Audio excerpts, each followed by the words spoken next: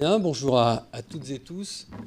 D'abord, merci de nous accueillir. Merci aussi d'organiser ce concours et de permettre ces présentations. Je trouve que c'est passionnant parce que pour le coup, mêler la réalité complexe des projets, qu'on soit en territoire rural, périurbain ou urbain, c'est enrichissant, je crois, pour nous toutes et tous. On va donc changer là pour le coup un tout petit peu d'environnement puisque nous voilà replongés dans les villes nouvelles voulues par De Gaulle et Delouvrier, en l'occurrence celle d'Évry-Courcouronnes. Alors, ville nouvelle d'Évry, Évry-Courcouronnes étant née d'une fusion de deux communes pour une commune de 80 000 habitants en 2019 dernier. J'ai beaucoup entendu parler, notamment dans la dernière présentation, de reconstruction de la ville sur la ville. Nous voilà dans une de ces villes qui a en principe servi à ça et qui, ça pourrait paraître paradoxal pour une ville qui n'est plus nouvelle mais qui est quand même récente, qui a peut-être encore plus que d'autres et le rôle et la nécessité de se reconstruire sur elle-même. D'abord parce qu'elle est construite dans les années 70, à une période où par l'apport de population rapide, on construit extrêmement vite, assez souvent de façon légère, ce qui fait qu'à peu près partout sur la ville, on est vieux partout en même temps. Je dis ça à mes collègues maires, parce que pour le coup, quand on a rénové une ville, on peut le faire souvent secteur par secteur. Ici, il faut essayer d'intervenir partout. Sur son mandat-là, côté mairie, collectivité, nous investissons 310 millions d'euros pour réhabiliter notamment 14 écoles, créer deux pôles enfance. Donc on est sur une réaccélération, une remodernisation, une forme de renaissance de la ville, notamment dans ces quartiers populaires, pour faire, si je devais faire une petite formule assez simple, d'une commune nouvelle ou d'une ville nouvelle, une vraie ville. Le paradoxe des villes nouvelles, c'est qu'assez souvent, on a tendance à penser qu'elles sont ratées. Moi, je suis un grand défenseur des villes nouvelles, d'abord parce que j'en suis un enfant. Et si je prends la ville d'Évry-Courcouronnes, 80 000 habitants aujourd'hui, quasiment créée ex nihilo, il y avait 15 000 habitants, grosso modo, entre Évry et Courcouronnes en 1967. Aujourd'hui, c'est 45 000 emplois et 30 000 étudiants. C'est 1,3 emploi pour un actif. On peut donc se dire que finalement, dans les villes nouvelles, tout n'a pas été complètement raté. Après, oui, il y a des choses qui ont été pas forcément ratées, mais peut-être un petit peu mal amenées. Et pour celles et ceux qui connaissent Évry-Courcouronnes, l'une de ses particularités, c'est d'avoir décidé d'emblée par les aménageurs, à la fois un élément de qualité dont on va reparler aujourd'hui, qui était finalement assez précurseur, assez visionnaire. C'est l'adossement au centre-ville et à ses commerces d'un ensemble de loisirs culturels, sportifs et loisirs stricts, ce qui aujourd'hui, quand on regarde le développement ou le déploiement de grands centres commerciaux à travers le monde entier, devient quasiment 50 ou 60% et de l'activité du chiffre d'affaires d'un centre commercial. C'était visionnaire, mais en même temps, une erreur majeure stratégique, ça a été de considérer qu'un mall, un centre commercial fermé, pouvait être le centre-ville d'une ville capitale.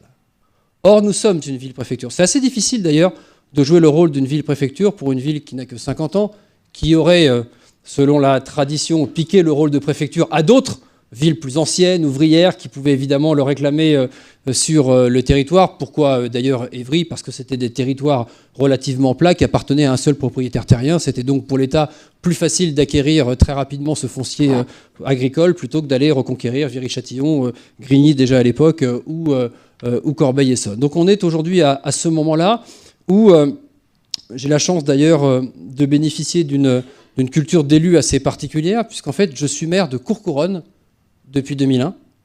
Courcouronnes, c'est la petite sœur d'Évry, ville de 15 000 habitants. C'est assez intéressant d'être maire d'une ville moyenne et de devenir ensuite maire de la ville-préfecture. Parce que ça donne, dans le rapport aux autres, dans le rapport à l'État, dans le rapport aux partenaires, un regard tout à fait différent, y compris d'ailleurs, je le dis pour mes collègues maires, un retour aussi sur la façon dont les autres nous regardent ou nous respectent. Je renvoie ça à nos débats d'associations d'élus. Mais là où c'est particulièrement passionnant, c'est que quand on est maire de Courcouronnes, on est assez clairement le maire des Courcouronnais. C'est assez simple. Je suis le maire de mes habitants, je m'occupe des habitants. Quand on devient maire d'Évry-Courcouronnes, au lendemain de la fusion, ville populaire relativement connue, ville-préfecture, potentiellement ville capitale, on découvre un truc tout à fait nouveau, c'est que l'on n'est pas le maire des Évry-Courcouronnais, en vrai.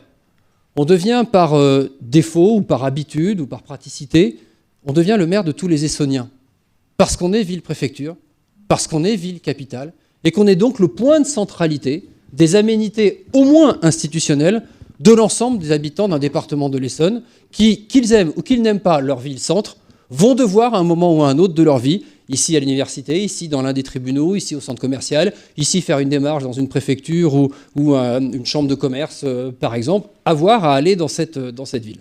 Or, la difficulté majeure des villes nouvelles construites à cette période-là, c'est qu'elles émergent à un moment où, d'une part, les aménageurs, les urbanistes, y compris les architectes, parce qu'on leur a demandé d'être particulièrement innovants, et bien justement, ils ont été créatifs. Ça permet aujourd'hui d'avoir du patrimoine classé de très très grande qualité, puis ça permet aussi parfois d'avoir à régler, à corriger quelques petits défauts de fonctionnement assez puissants, et je pense notamment en cela à la question des fameux quartiers dits sur dalles. Il se trouve que j'ai moi-même grandi dans des quartiers sur dalles, les Pyramides de Parc-Olièvre, pour des quartiers que vous connaissez bien, qui sont tristement célèbres, je pense notamment aux Pyramides, même si ça a déjà bien changé, ou le Parc-Olièvre, qui a été le terrain de tournage du film Athéna, pour celles et ceux qui ont vu le film Athéna sur la plateforme Netflix. La difficulté d'Évry, c'est qu'il y a des dalles dans les quartiers, que la dalle dans un quartier, si l'équilibre de la population, l'équilibre social est maintenu, peut fonctionner, parce que la dalle, ça fonctionne si on la connaît bien, si on la maîtrise. En revanche, la difficulté, c'est qu'Évry a été construit également dans son centre sous forme de dalle. Ça veut dire que le fameux Essonien qui un jour vient dans le centre-ville d'Évry se retrouve dans un truc où d'abord il ne sait jamais véritablement quand est-ce qu'il est dans le centre-ville.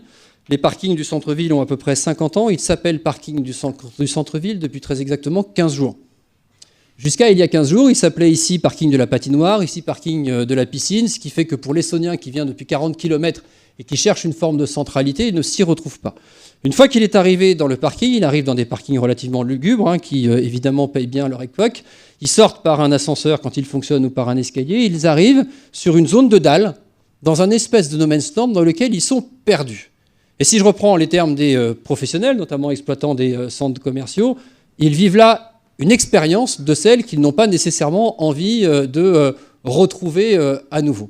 C'est ça la pierre angulaire de ce que nous avons voulu faire dans le centre-ville d'Évry. Elle appuie, ça a été évoqué précédemment par mon collègue, notamment du fonds Friche, qui nous a été très utile pour détruire la poste centrale, remettre de la visibilité. L'une des particularités du centre-ville d'Évry, c'est une des réussites des centres-villes, des villes-préfectures, c'est qu'Évry, qui n'a que 80 000 habitants, qui n'a finalement que 50 ans. Les villes où on aime bien aller boire une petite bière pendant les vacances, elles ont souvent 1000 ou 2000 ans, elles n'ont pas 50 ans, forcément. C'est que sur la nôtre, il y a sur 1 km², je regardais pour mon collègue précédent, c'était assez intéressant pour moi, ces boules, ces ronds sur l'un des schémas, un rose, un violet, etc. Si on devait les refaire sur ma commune, ils sont tous les trois au même endroit, en vrai. Parce que la qualité majestueuse de cette ville, c'est que ces aménités institutionnelles, ces aménités culturelles, 2 théâtres, pas 1, 2 théâtres, 700 places, 250 places, en plein centre-ville, une salle de spectacle de 3000 places, une patinoire, une piscine, un centre commercial de 180 commerces, une préfecture, un département, 2 chambres, chambre de commerce et chambre des métiers, la mairie, bref, une université, 3 grandes écoles d'ingénieurs et de management, des centres de formation, bref, tout ceci dans moins d'1 km². Mais je reviens à mon Essonien qui vient pour la première fois en bagnole dans le centre-ville d'Évry, tout cela, il ne le voit pas. Donc tout le principe du projet qui a été le nôtre, tout en acceptant l'idée de reconstruire la ville sur la ville, de densifier cette ville-préfecture, justement parce qu'elle a les transports, justement parce qu'elle a les aménités, parce que justement, entre la nécessité de construire du logement, la nécessité de développer le ZAN, c'est bien dans des villes comme dans les nôtres qu'il faut oser construire, et bien il a fallu redonner de la lisibilité. C'est le projet qu'on vous présente. Je crois qu'on a un petit film. L'air du temps nous appelle à repenser nos centres-villes. L'écologie à réduire nos déplacements. Retrouver le goût du local. Il est urgent de révolutionner la façon de vivre nos villes. Empreint de cette mission, Grand Paris Sud, la ville d'Évry-Courcouronnes et LSGI vous proposent un nouveau modèle. Le Spot. Un hyperlieu, une nouvelle catégorie de destination, un hub d'activités, de culture et de loisirs unique en son genre, pour vous permettre de réinvestir, faciliter, revivre votre centre-ville. Pour la première fois de l'histoire, un partenariat public-privé d'envergure a été créé pour réinventer la ville. La mission du Spot est simple, fournir des services et infrastructures clés dans un endroit unique, un centre-ville redynamisé et facile d'accès. Un engagement citoyen au service des habitants, visant à recréer une destination de centre-ville et faire du Spot la capitale du divertissement Grand Paris Sud. Concrètement, de quoi sera constitué le spot ? En son cœur, la place de l'Agora, qui reliera en quelques pas les arènes, salle de spectacle fraîchement rénovée de 3500 places et sa nouvelle programmation palpitante, le théâtre Scène Nationale d'Évry et la médiathèque, elle aussi rénovée. Attenant à la place de l'Agora, une patinoire permanente, une piscine, un cinéma CGR avec une salle premium ice, la tête dans les nuages, le premier Tefou Park de France et une salle de sport on air. Le spot rapproche ainsi offres culturelles et offres de loisirs et sportives. Dans le même lieu, les habitants pourront retrouver près de 180 boutiques diverses et variées. Levi's, Adidas, Primark, Decathlon, Rituals, Sephora et bien d'autres. Sans oublier un hypermarché Carrefour de plus de 24 000 mètres carrés. Le spot pense aussi à la santé des habitants en accueillant un centre médical et dentaire complet. Enfin, desservant directement la place de l'Agora et la place des Terrasses, véritable passerelle entre offres culturelles, loisirs et shopping, le spot se dotera d'une toute nouvelle place de restauration avec plus de 25 restaurants variés, dont Obrigado, IT Trattoria ou le Paradis du Fruit. Peu importe son itinéraire, son besoin ou ses envies, chaque visiteur est donc assuré de trouver au sein du spot les services lui permettant de vivre pleinement son expérience. Cet hyperlieu est rendu d'autant plus facile d'accès par les aménagements de transport public Grand Paris Sud. Le spot est accessible non seulement par la ligne de RERD, mais aussi la future ligne tram-train T12 depuis Massy, la future ligne de bus à haut niveau de service TZN4 et plus de 9 lignes de bus locales.